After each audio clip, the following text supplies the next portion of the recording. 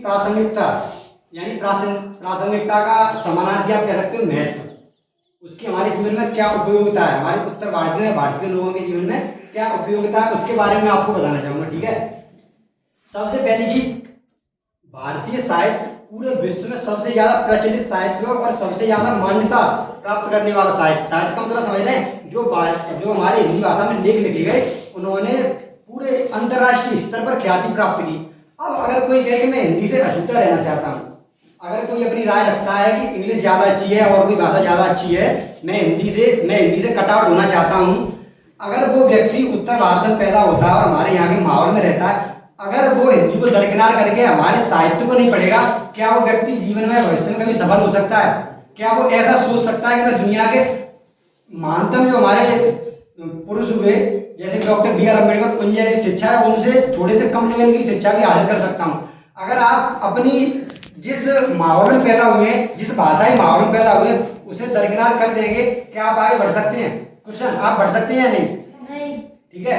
दूसरा फैक्टर, हमारे भारत में यानी कि हमारे इंडिया में अप्रोक्स 50 से 60% जो मार्केटिंग होती है वो हमारी हिंदी भाषा में होती है। क्यों होती है? उसका कारण ये है, अब देश में सभी लोग तो साक्षर है नहीं है, देश में कम पढ़े लिखे लोग भी हैं, बहुत कम पढ़े लिखे लोग भी हैं, उससे भी कम पढ़े लिखे लोग भी हैं, लेकिन इतना जरूर है कि देसी समझ लो, हिंदी समझ लो, अगर आप उनसे हिंदी में बात करोगे तो वो समझ जाएंगे आपकी बात को। अब जब मार्केटिंग हिंदी भाषा में होगी तो उस मार्केटिंग तक ज़्यादा लोग पहुँचेंगे कि नहीं? अगर उसकी पहुँच इंग्लिश टू इंग्लिश कर दी जाए, हर चीज़ की अगर पूरी मार्केटिंग अगर इंग्लिश में कर दी जाए, क्या मार्केटिंग का कोई महत्व रह जाएगा? लोग चीज़ों को समझ पाएंगे? जब वो एडवर्टाइजमेंट ही नहीं समझ पाएंगे चीज़ों का, तो खरीदने के लिए प्रेरित कैसे होंगे? अगर प्रेरित नहीं होंगे तो अर्थव्यवस्था हमारी डाइवर्ट होगी या नहीं? एक सबसे बड़ी चीज, अर्थव्यवस्था की बात करते हैं। अर्थव्यवस्था पे हम थोड़ा शायद आई थिंक बड़ा हो जाएगा, मैं आपको लोकतंत्र के बारे में थोड़ा सा बताता हूँ। एक लोकतंत्र को चलाने के लिए जो उसकी आधिकारिक भाषा होती है, उसी में लोगों तक सूचना पहुंचाना बहुत जरूरी होता है। आशा करता हूँ ध्यान से सुनेंगे आप इस तथ्य को। अगर हम लोकतंत्र में आधिकारिक भाषा को ना बनाकर किसी दूसरी भाषा को अगर महत्व देंगे, सबने बताया कि हिंदी 47%, 44%, 50% बोली जाती है।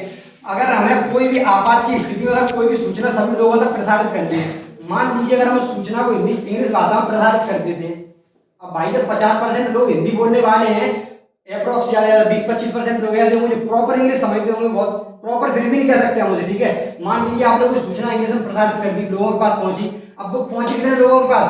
25% लोगों के पास। आपात की स्थिति है, 25% लोगों के पास सूचना पहुंची, और आई थिंक उनमें से भी थोड़े बहुत लोग ऐसे होंगे जिन्हें वो सूचना समझ में पूर्ण रूप से समझ में आई होगी। अब जब वो 25% को समझ में नहीं आई तो वो सूचना प्रसारित हो पाएगी आगे? अगर प्रसारित होगी भी तो आपात की स्थिति का मतलब होता है कि वो सूचना बहुत ही जल्दी प्रसारित करनी है हमें। अब अगर 2-3 दिन में प्रसारित होगी, जान जाने का खतरा भी हो सकता है।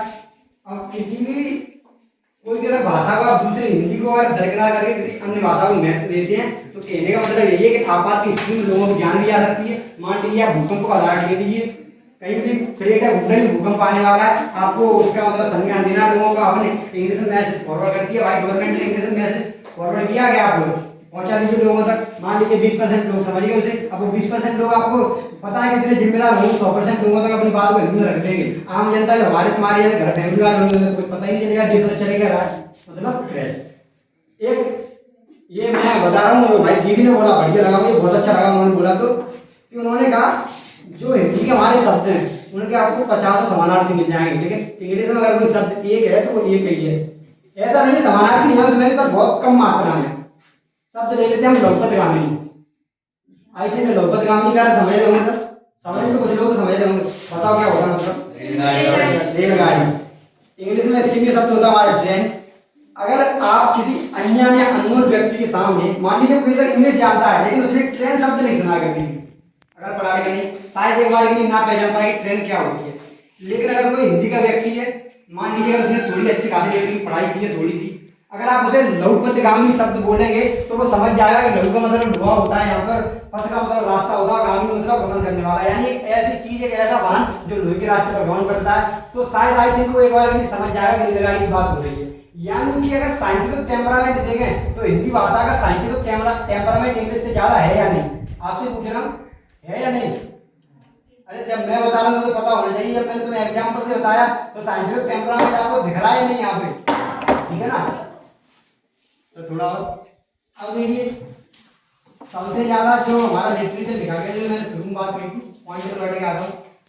बहुत सारे कबीर, तुलसीदास, ऐसी ऐसी निरक्षर थे। इंग्लिश में कोई भी ऐसा कवि, पोएट, राइटर कोई भी ऐसा नहीं हुआ जो निरक्षर हो गया और लिटरेचर लिख दे। किसी ने भी नहीं लिखा। वो सब पहले पढ़े लिखे, उसके बाद उन्होंने लिटरेचर लिखा। हमारे हिंदी भाषा, जो हिंदी हमारी उपजी जड़ें, वो इतनी मजबूत थी कि लोगों ने सिर्फ आंचलिक भाषा से इतना ज्ञान अर्जित कर लिया, सिर्फ आंचलिक भाषा से, कि उन्होंने लिटरेचर ऐसा साहित्य लिख के चले गए। पूरे विश्व में उन पर रिसर्च की लोग, लेकिन कोई ने गलत साबित नहीं कर पाया। हिंदी की प्रासंगिकता है या नहीं? अरे है या नहीं? है ना प्रासंगिकता। लास्ट बात पे आते हैं। अब जब लोग कह देते हैं कि हिंदी हमारे भारत की आत्मा है, या हमारे जो आम जन है, जो आम जन समूह उसकी आत्मा है, जब हिंदी हमारे भारत के आम जन की आत्मा है, तो उसका मतलब ये है कि आत्मा कभी भी अप्रासंगिक यानी कि महत्वहीन नहीं होती है। यानी कि हिंदी प्रासंगिक है, महत्वहीन है। धन्यवाद।